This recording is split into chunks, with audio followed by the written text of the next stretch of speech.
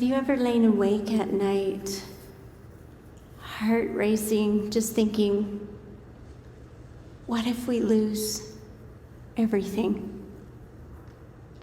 That's how my story starts, but it's not how it ends. Now I'm a wealth strategist, but before that, I was a scared mom, just struggling to survive financially.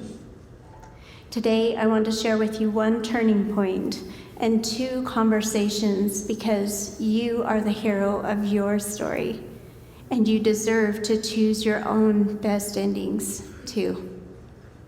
Picture a warm summer evening, sun going down, painting the sky orange and pink. My three little kids are laughing, running together. Just love, deep, calm. And I remember thinking, we made it. After years of hard work, money was finally coming in. We've all had moments like that when life feels right. But then everything changed. I'll never forget the day my husband walked in holding a slip of paper that said he'd been laid off from his job. No warning, no income. 3 little kids. How are we going to keep the lights on? Buy food, keep the babies safe. Fear came fast. I remember crying in the shower so they wouldn't hear me break, and I felt like we had failed them. Over the next 25 years, we moved 15 times, trying to get more stable. By the time I was 50, we still had really nothing, no safety, just a really deep fear in my heart. Maybe you know that feeling too. Maybe you're 30 and feel like you'll never be able to buy a house, or 50 and you'll feel like you'll never be able to stop working. I know that heavy weight. The biggest price we all end up paying is the price we pay for what we don't know that we don't know.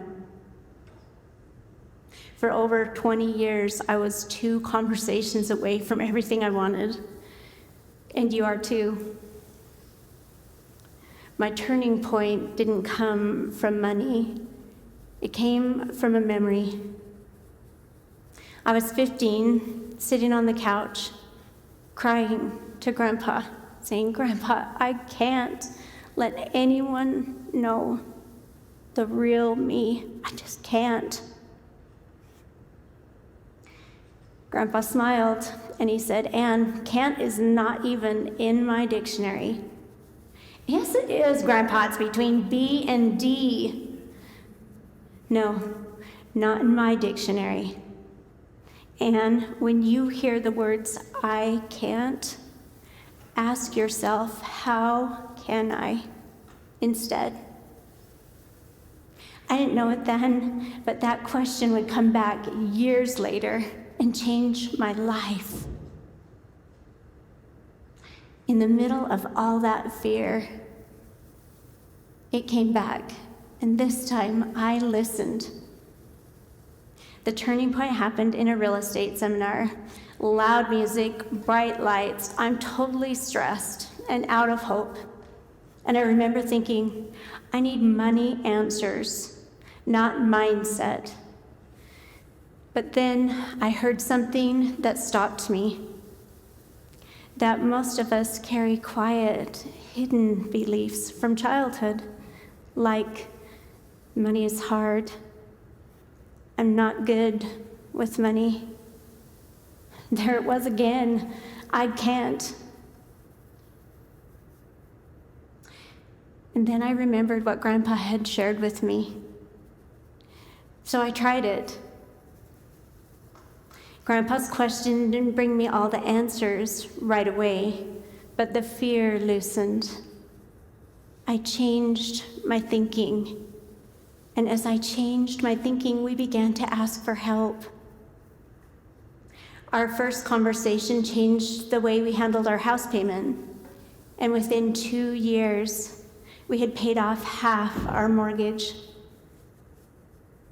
This felt amazing. And after moving 15 times, it felt like taking a deep breath after holding it for decades.